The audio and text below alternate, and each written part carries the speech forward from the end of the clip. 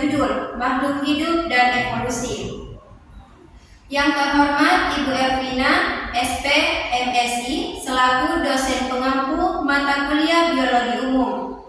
Sebelum kami mempresentasikan materi kami, izinkan kami memperkenalkan diri. Perkenalkan, nama saya Putri Melani, selaku moderator sekaligus pemateri terakhir. Perkenalkan, saya Widya Stuti sebagai pemateri pertama. Perkenalkan, nama saya Dasya Ramadhani sebagai pemateri kedua. Perkenalkan, nama saya Witrawati sebagai pemateri ketiga. Untuk mengefisienkan waktu, langsung saja kita masuk ke pemateri pertama yang akan dibawakan oleh Widya Stuti. Langsung saja kita masuk ke pengertian makhluk hidup. Menurut Ensiklopedia Britannica, makhluk hidup adalah organisme yang mampu menjalankan fungsi kehidupan serta mempunyai banyak sel dan jaringan dalam tubuhnya. Bisa kita lihat ini contoh gambar tentang makhluk hidup. Adapun beberapa ciri makhluk hidup, di materi kami terdapat 10 ciri-ciri makhluk hidup, yaitu yang pertama, bergerak, bernapas, berkembang biak, beradaptasi, tumbuh dan berkembang, iritabilitas, tersusun dari sel-sel, melakukan metabolisme, menghasilkan zat sisa, dan yang terakhir butuh makanan. Adapun penjelasan dari ciri-ciri makhluk hidup yang saya jelaskan tadi, yaitu yang pertama, bergerak. Makhluk hidup dapat bergerak baik secara internal maupun eksternal. Gerakan ini dapat berupa perpindahan tempat, perubahan posisi organ tubuh, dan aliran zat dalam tubuh. Yang kedua, bernapas. Makhluk hidup membutuhkan energi untuk menjalankan fungsi vitalnya. Energi ini diperoleh melalui proses respirasi, yaitu proses pengambilan oksigen dan pengeluaran karbon dioksida. Dan yang ketiga, berkembang biak. Ciri-ciri makhluk hidup adalah dapat berkembang biak atau dapat melakukan proses reproduksinya. Tujuannya untuk menjaga kelangsungan hidup dan mewarisi sifat induknya. Cara makhluk hidup berkembang biak sangat beragam. Misalnya tumbuh secara aseksual dan seksual, sementara hewan dan manusia secara seksual. Dan yang berikutnya, beradaptasi. Makhluk hidup mampu beradaptasi dengan perubahan lingkungannya, yaitu menyesuaikan diri dengan perubahan kondisi lingkungan untuk bertahan hidup. Dan selanjutnya, tumbuh dan berkembang. Makhluk hidup mengalami pertumbuhan dan perkembangan, yaitu proses perubahan ukuran dan struktur tubuh seiring waktu. Pertumbuhan adalah proses pertambahan jumlah dan berat sel makhluk hidup yang bersifat tidak dapat kembali ke keadaan semula. Pertumbuhan terjadi pada semua makhluk hidup, bahkan makhluk hidup bersel satu, yaitu dengan bertambahnya volume dan ukuran sel yang dimilikinya. Begitu pula pada makhluk hidup bersel banyak, seperti tumbuhan, hewan, dan manusia. Semuanya mengalami perubahan yang ditunjukkan dengan perubahan jumlah dan ukuran sel hingga pembelahan sel. Sementara perkembangan adalah proses menuju kedewasaan dan merupakan perubahan atau penyempurnaan struktur dan fungsi organ tubuh dalam proses pertumbuhan. Contohnya, anak usia 6 bulan belum bisa berjalan, namun ketika memasuki 12 bulan dia mulai dapat berjalan, bahkan tanpa bantuan orang lain. Selanjutnya, iritabilitas. Makhluk hidup merupakan makhluk yang peka terhadap rangsangan, bahkan dapat merespon rangsangan yang didapatnya. Hal ini karena makhluk hidup memiliki indera masing-masing. Contohnya, manusia memiliki mata untuk melihat, telinga untuk mendengar, hidung untuk mencium, dan lidah untuk mengecap, mulut untuk berbicara, hingga tangan dan kaki untuk bergerak. Selanjutnya,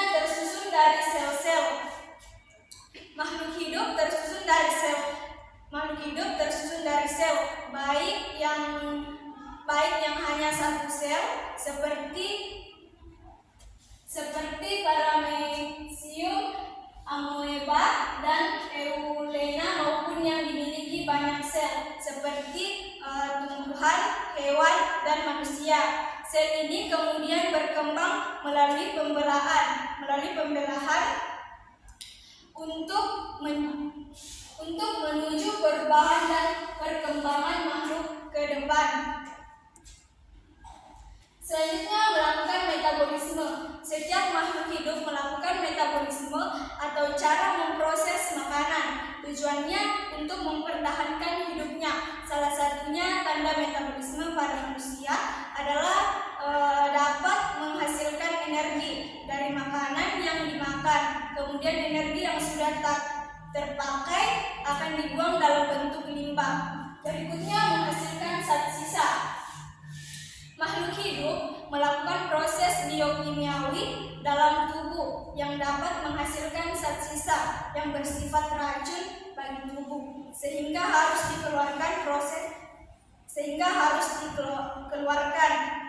Proses pengeluaran zat sisa metabolisme tubuh ini disebut dengan ekskresi. Contohnya, manusia menghasilkan zat sisa berupa karbon dioksida dan uap air. Hal ini dikeluarkan ketika bernapas, berkeringat, sampai mengeluarkan urin. Selanjutnya, kita butuh makanan. Semua makhluk hidup membutuhkan makanan, meski dalam bentuk yang beragam dan tidak sama satu sama lain. Makanan ini digunakan untuk bertahan hidup, menghasilkan energi hingga bertumbuh.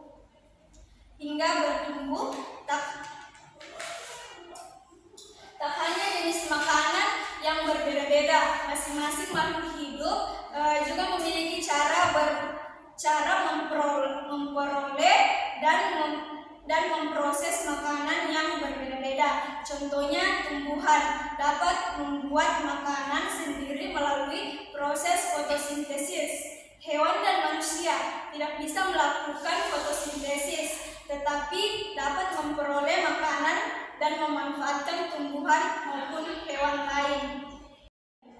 Baik, saya akan melanjutkan materi sebelumnya, yaitu definisi evolusi. Evolusi berasal dari bahasa Inggris, yaitu evolution, yang berarti perkembangan. Dalam biologi, evolusi adalah perubahan pada makhluk hidup yang terjadi secara perlahan dalam waktu yang sangat panjang. Next, evolusi adalah proses perubahan bertahap pada karakteristik atau sifat yang dimiliki makhluk hidup dari generasi ke generasi.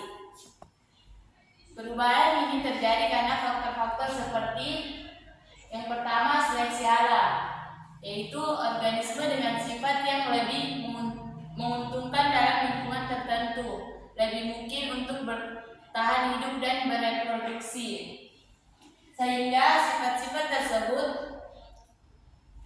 diwariskan ke generasi berikutnya. Kemudian yang kedua, mutasi, yaitu perubahan acak pada materi genetik atau DNA, dapat menghasilkan sifat-sifat baru. Yang ketiga, arus gen, yaitu pertukaran gen antara populasi dapat menyebabkan perubahan frekuensi gen dalam satu populasi. Baik, bisa kita lihat dari contoh gambar di atas, yaitu burung unta yang awalnya bisa terbang dan sekarang tidak karena perubahan lingkungan. Burung unta beradaptasi pada lingkungan baru dan mengembangkan kecepatan lari. Dan contoh gambar yang kedua, yaitu kuda yang awalnya berukuran kecil dan seiring berjalannya waktu dari masa ke masa hingga berukuran besar seperti di atas. Baik, saya akan melanjutkan materi sebelumnya. Langsung saja. Di sini saya akan menjelaskan dua teori mengenai evolusi. Yang pertama, teori Lamarck. Lamarck memberikan penjelasan terkait perkembangan dan perubahan organisme yang dimulai dari organisme sederhana menjadi organisme yang kompleks. Teori Lamarck menjelaskan bahwa pada awalnya seluruh jerapah berleher pendek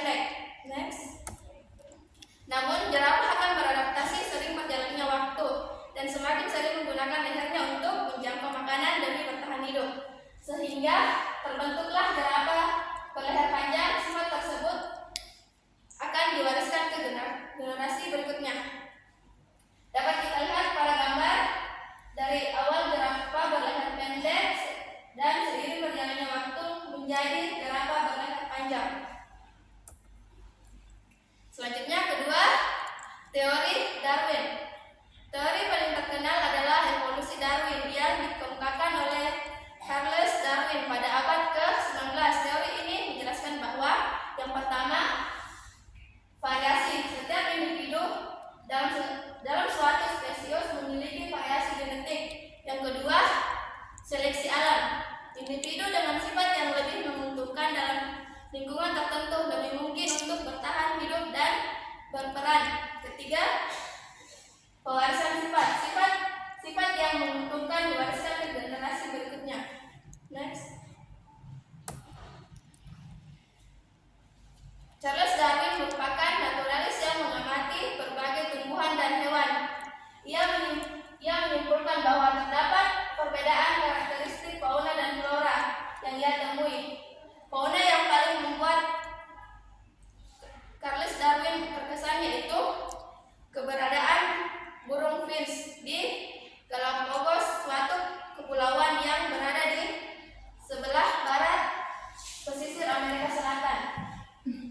Dapat kita lihat pada gambar inilah burung yang ditemukan oleh Charles Darwin. Next.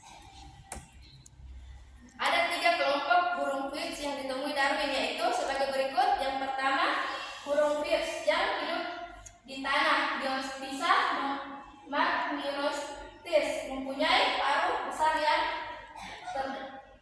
teradaptasi untuk memecahkan biji. Kedua, burung finch Chamarticus pallidus yang menggunakan duri kaktus yang ranting kecil sebagai alat untuk menggoreng semua atau serangga lainnya. 3. Burung finch Chamarticus parvulus yang menggunakan paruhnya untuk menangkap serangga.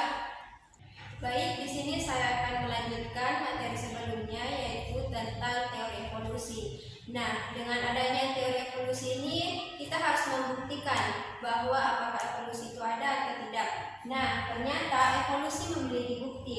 Yang pertama, yaitu variasi individu dalam satu keturunan.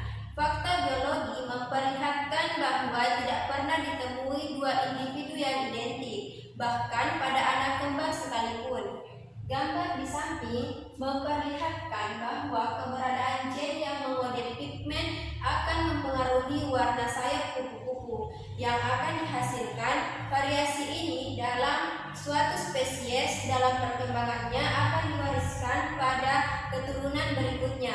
Jika keturunan dengan variasi yang berbeda menempati suatu daerah yang berbeda, maka dapat terjadi perubahan fenotip yang menunjukkan terjadinya peristiwa spesiasi atau proses pembentukan spesies yang baru.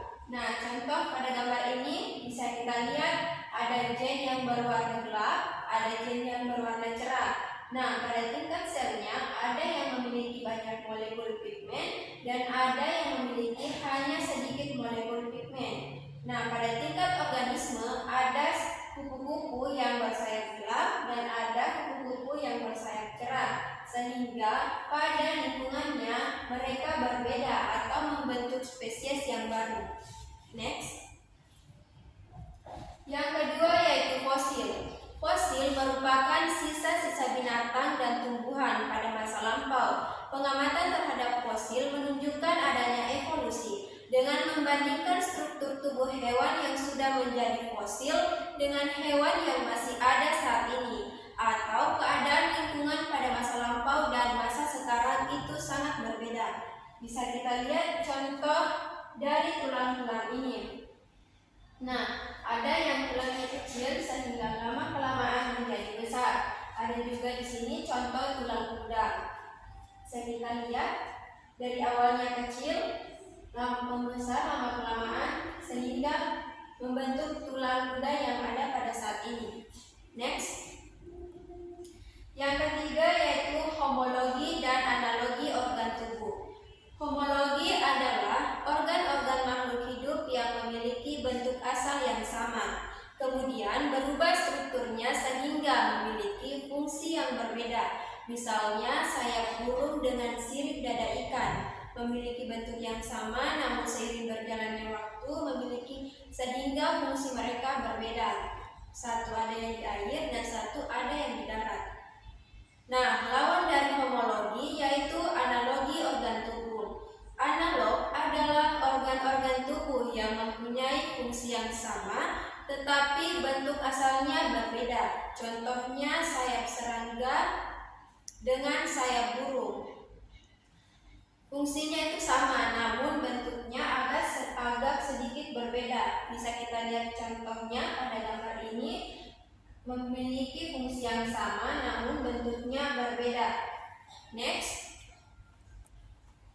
yang keempat yaitu embriologi perbandingan. Skema perbandingan embrio terjadi mulai dari awal pembentukan zigot, morula, blastula, dan hastrula tinggal membentuk embrio. Setelah fase embrio, fase perkembangan mengalami perbedaan.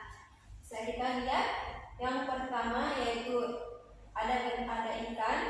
Nah, ini ada kura-kura, ayam, dan manusia. Next, 5 yaitu bukti molekuler dan kemiripan DNA. Semakin mirip penampakan spesies, maka semakin besar presentasi kemiripan materi genetiknya. Misalnya antara manusia dan kera memiliki kemiripan materi genetik sehingga 90%, sementara antara manusia dan kucing juga memiliki kesamaan genetik lebih kecil dari 90%. Hal ini menunjukkan bahwa semua spesies memiliki nenek moyang yang sama, dan semakin besar persentase kemiripan DNA memperlihatkan semakin dekat hubungan kekerabatan antar spesies tersebut. Bisa kita lihat contoh dari kera. Nah, lama-kelamaan menjadi memiliki kemiripan seperti manusia sekarang karena ada kemiripan DNA. Baik, adapun kesimpulan dari materi kami yaitu makhluk hidup merupakan organisme yang terdiri dari banyaknya sel dalam tubuh yang menjadi fungsi kehidupan dengan bergerak, bernapas, beradaptasi pada lingkungan, tumbuh, berkembang biak, dan membutuhkan makanan, serta menghasilkan zat sisa. Evolusi adalah perubahan setiap makhluk hidup dalam jangka panjang. Itulah tadi presentasi dari kelompok kami tentang makhluk hidup dan evolusi. Lebih dan kurangnya mohon dimaafkan. Wabillahi taufiq wal hidayah.